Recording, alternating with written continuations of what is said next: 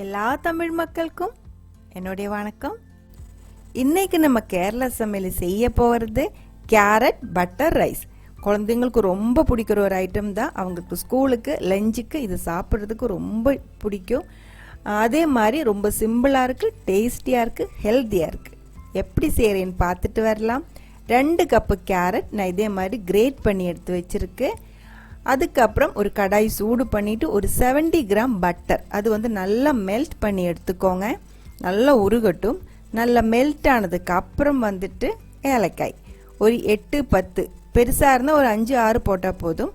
அது வந்து இந்த பட்டர் கூட நல்லா சேர்ந்து நல்ல ஒரு ஸ்மெல்லு வரும். அந்த பட்டரோட அந்த ஏலக்காயோட ஸ்மெல்லு நல்லா வந்ததுக்கு அப்புறம் நம்ம எடுத்து வச்ச அந்த கேரட் கிரேட் பண்ணி எடுத்துக்கோங்க. கட் பண்ணி எடுக்க வேண்டாம். கட் பண்ணி எடுத்துருச்சுன்னா சின்ன குழந்தைங்க அவங்க சாப்பிடும்போது அதை ஒன்று எடுத்து தூக்கி வெளியே போகிறதுக்கு சான்ஸ் இருக்குது. இந்த மாதிரி கிரேட் பண்ணி எடுத்துருச்சுன்னா அவங்களுக்கு ஒன்றும் பண்ண முடியாது. இப்போ பாருங்கள், இதே மாதிரி நல்லா வதக்கணும். வதக்கி ஓரளவுக்கு நல்லா ஃப்ரை ஆகி அந்த குவான்டிட்டி வந்து 2 கப்புலேருந்து 1 கப்பாக கம்மியாகும். அந்த டைமில் நம்ம இதுக்குள்ளே வந்துட்டு தண்ணி ஊற்றிடலாம்.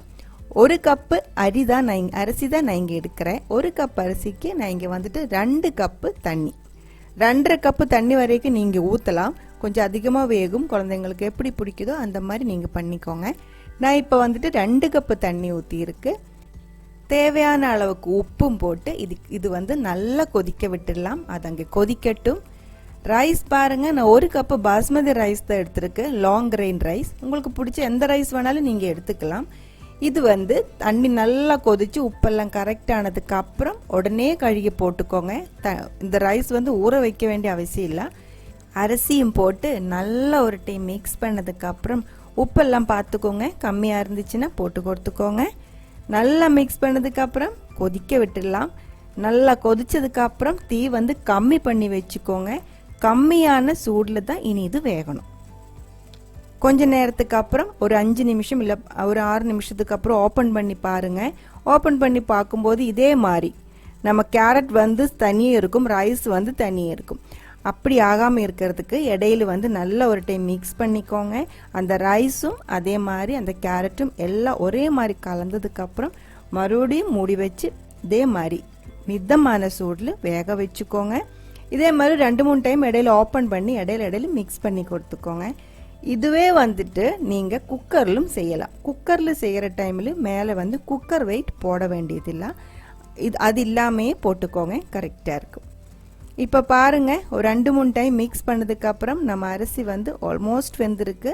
இன்னும் கொஞ்சம் நேரம் மூடி வச்சுக்கலாம். ஒரு 2 நிமிஷத்துக்கு அப்புறம் கரெக்டாக வெந்துடும். கொஞ்சம் தண்ணி இருக்குள்ள, அதுவும் கூடி வெந்ததுக்கப்புறம் நம்ம இது ஆஃப் பண்ணி எடுத்துக்கலாம். பாருங்க, இப்போ பாருங்க, நம்ம ரைஸ் வந்து நல்லா வெந்திருக்கு. இடையில வந்து ஒரு 3 டைம் நான் ஓப்பன் பண்ணி இதே மாதிரி மிக்ஸ் பண்ணி கொடுத்துருந்தேன். நீங்கள் இந்த மாதிரி ஓப்பனாக இருக்கிற கடாய்க்குள்ளே வந்து ரைஸ் குக் பண்ணுற டைமில் அதோட மூடி வந்து டைட்டாக இருக்கணும்.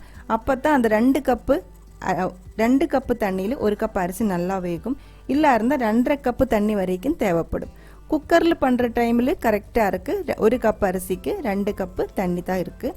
கப்பளவே நீங்கள் சின்ன கிளாஸ் எந்த பாத்திரத்தில் அரிசி எடுக்கிறீங்களோ அதே பாத்திரத்தில் டபுள் குவான்டிட்டி தண்ணி எடுத்துக்கோங்க. இப்போ பாருங்கள், ஆறுனதுக்கு அப்புறம் ரைஸ் வந்து ஒன்றுக்கு ஒன்று ஒட்டாமல் கரெக்டாக கிடச்சிருக்கு. ரொம்ப டேஸ்டியாக இருக்குது. இது வந்து லைட்டாக இனிப்பு இருக்கும் அந்த கேரட் போட்டதுனால. அதனால் பெரியவங்களுக்கு இந்த மாதிரி செய்கிறேன் அப்படின்னா உங்கள் டேஸ்ட்டுக்கு தகுந்த மாதிரி கொஞ்சம் பச்சை மிளகாவா இல்லை மசாலா பவுடர் ஏதோ ஒன்று போட்டுட்டு உங்கள் டேஸ்ட்டுக்கு தகுந்த மாதிரி இது மாற்றிடலாம். இதுனா கிட்ஸுக்கு மட்டும் அவங்களுக்கு ஸ்பெஷலாக செஞ்சது. இந்த ஒரு ரெசிபி உங்களுக்கு பிடிச்சிருந்தா கண்டிப்பாக ட்ரை பண்ணி பாருங்கள். ட்ரை பண்ணி பார்த்ததுக்கப்புறம் உங்கள் கமெண்ட்ஸ் எல்லாம் சொல்லிடுங்க. இந்த சமையல் பிடிக்கிற ஃப்ரெண்ட்ஸுக்கு ஷேர் பண்ணி விட்டுக்கோங்க. நீங்கள் இதுவரைக்கும் கேரளா சமையலுக்கு கொடுத்துட்ருக்கிற சப்போர்ட்டுக்கு ரொம்ப ரொம்ப நன்றி. உடனே பார்க்கலாம் இன்னும் ஒரு ரெசிபியோட. அது வரைக்கும் வணக்கம்.